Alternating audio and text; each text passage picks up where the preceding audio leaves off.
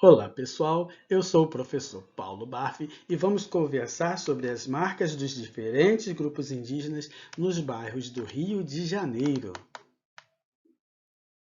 Então, pessoal, as marcas de diferentes grupos indígenas nos bairros do Rio de Janeiro. Estamos vendo uma fotografia ali mostrando os Arcos da Lapa e vamos procurar entender o porquê dessa foto e esse ponto turístico e o que significa esses Arcos da Lapa. Apesar de eu já ter comentado em aulas anteriores o porquê desse monumento, dessa construção está posta ali, no bairro da Lapa. Ok? Então, pessoal, você sabia que os Arcos da Lapa foram construídos por tribos indígenas que habitavam em nossa cidade? Isso mesmo.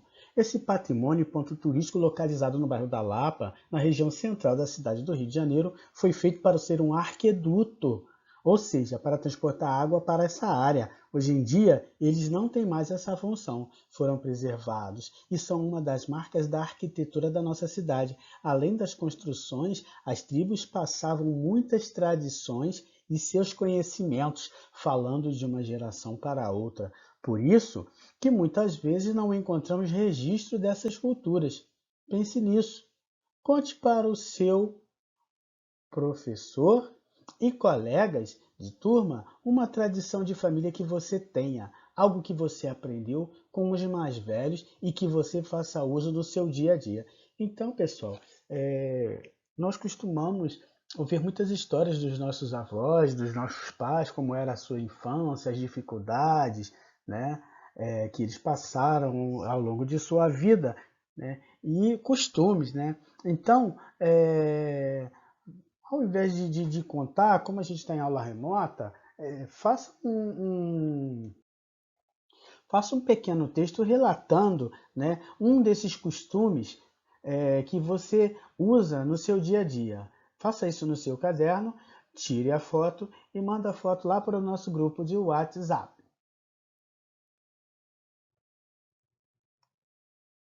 Brincando, brincando é que a gente aprende, né, pessoal? Existem muitas brincadeiras e nós temos que ter aquele sentimento de criança sempre em nossa vida, né? Eu mesmo gosto muito de brincar e coisas que às vezes até parece que para minha idade não é, mas o brincar é saudável em qualquer idade. Só que as brincadeiras mudam de acordo com a faixa etária, de acordo com o seu ciclo de vida, né?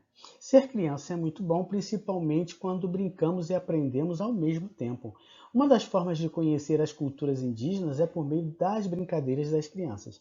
Com muita criatividade e apenas alguns materiais, as crianças de diferentes tribos indígenas fazem suas brincadeiras. Olha que legal essa! O nome dessa brincadeira é cama de gato e o objetivo é ir fazendo várias figuras até chegar à cama de gato. Tente brincar com outro colega. Nessa brincadeira podem participar até duas pessoas. Nelas usamos uma cordinha de até 2 metros de comprimento, amarramos as pontas, né, formando um retângulo. E o objetivo é fazer formas com a corda usando apenas os dedos das mãos.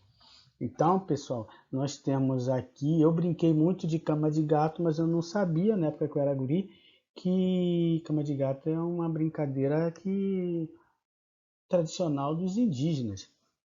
No meu tempo de criança, a gente fazia muito dos nossos brinquedos também, fabricava os nossos brinquedos e era muito prazeroso, né? Mas cada geração tem sua forma de brincar, né? Hoje a geração que de vocês, a geração tecnológica, gosta mais dos consoles de videogame, do smartphone, dos jogos online e outros tipos de brincadeira que para a geração de vocês é mais atrativa, né? Nós temos aqui a sequência de como você faz a cama de gato, você vai armando, brincando, tá vendo? Então, a partir dessa foto, dessa sequência, tenta brincar, tenta fazer a cama de gato. Investigando, você sabia? Existe um país chamado Japão, onde essa brincadeira também é muito popular entre as crianças e adultos. Lá se chama Ayatori. Ayatori. Eu não sei bem pronunciar o japonês, mas eu acho que é Ayatori, né? O nome dessa brincadeira. E E, na verdade, se a gente perceber na foto desse menino aqui, as características aqui desse indígena e do japonesinho aqui são bem parecidas. Isso, né, é bem peculiar, né? E a cama de gato que eu brincava era mais parecida com essa que está na mão aqui desse japonesinho aqui de baixo. Esse tipo aqui eu nunca consegui fazer, não chegava a fazer não. E brincava sempre mais de uma pessoa. Esse é o seu espaço. Depois de tudo que nós estudamos nas últimas páginas, vamos tentar responder algumas perguntas. Você conhece algum descendente ou habitante de tribo indígena? Se eles são tão importantes para a nossa cidade, aonde estão? Então, nesse espaço ali abaixo, vocês vão anotar o que você pensa sobre esse assunto. Então, eu quero sugerir a vocês que façam uma roda de conversa com sua família, né, ali, e debatam e tentem responder essas duas perguntas e anotem no seu caderno. Ok, pessoal? Para refletir.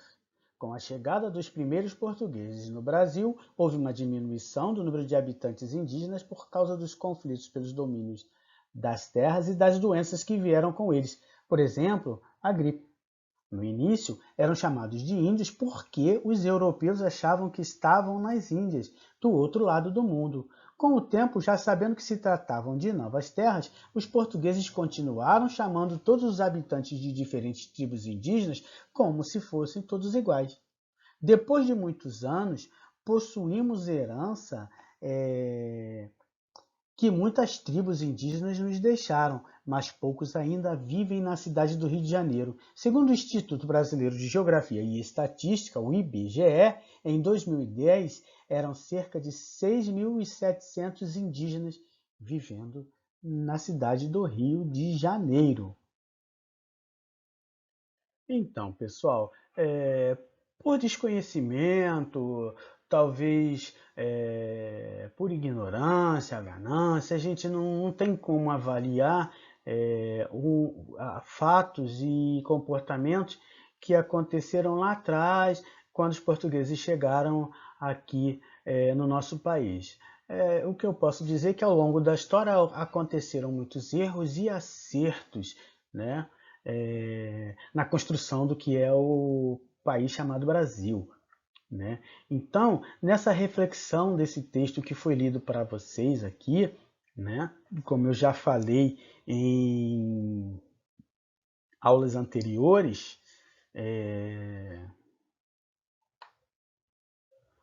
né? Como eu já havia falado em aulas anteriores, certamente veio confirmar aquilo que eu imaginava, que quando os portugueses chegaram aqui, eles imaginaram que o povo que estava ali eram os hindus e imaginavam que estavam do outro lado do mundo, nas Índias, né? Então, a gente percebendo aqui, aquelas guerras que aconteceu de domínio, os índios eram os nativos e eles eram os donos da terra, então os portugueses chegaram como invasores, na verdade, né? Os homens brancos, né? Chegaram como invasores e isso causou muitos conflitos que duraram muitos anos. E como o homem, né, o português, o homem branco, os portugueses, os europeus, tinham a tecnologia das armas, as armas de fogo já existia naquela época, provavelmente, eu não posso afirmar que sim nem que não, mas provavelmente já deveria existir naquela época, então ficava uma luta desigual. O português lá tentou negociar com os índios, tentou escravizar, mas aí o que ocorreu? A comunidade indígena, que não era muito, foram morrendo e foram chegando cada vez mais pessoas no Rio de Janeiro para colonizar, para morar na Terra Nova, né, para desbravar. Então os índios eles começaram a recuar para o interior do país, foram recuando e com esse contato também com o homem branco, eles morriam com as doenças que o homem branco trazia, eles não tinham a imunidade, né? Então, coisa absurda da gente hoje acreditar que uma pessoa morria de gripe naquela época. Até então não existiam as vacinas, né? Então, os homens, né, que chegaram, os portugueses, tratavam os índios como iguais, mas eles tinham as suas, como eu posso dizer, as suas etnias, né, diferentes, né, as diversas tribos de diferentes de idiomas também indígenas que existia na época. Hoje, né, existem poucos indígenas no município, mas existem muitos descendentes dos grupos indígenas.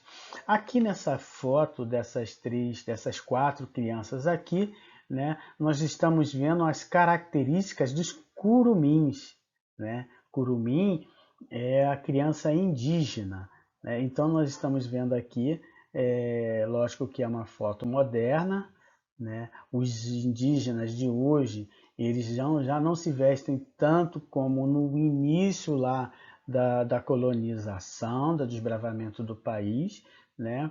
Eles pegaram muito dos costumes do homem branco, né? Do europeu, de andar vestido, mas ainda também existe lá por interiorzão lá do Amazonas, confinados, no meio das florestas, tribos que ainda não têm esse contato ou têm muito pouco contato com o homem da cidade, né? Eu tenho um amigo, como eu já falei para vocês, ele morou ou mora em São Gabriel da Cachoeira, numa cidade dentro da floresta amazônica, só se chega lá de barco ou de avião. Então ele diz que a cidade é um deserto durante a semana e quando vai chegando na sexta-feira os índios começam a sair das matas e vir para a cidade, né?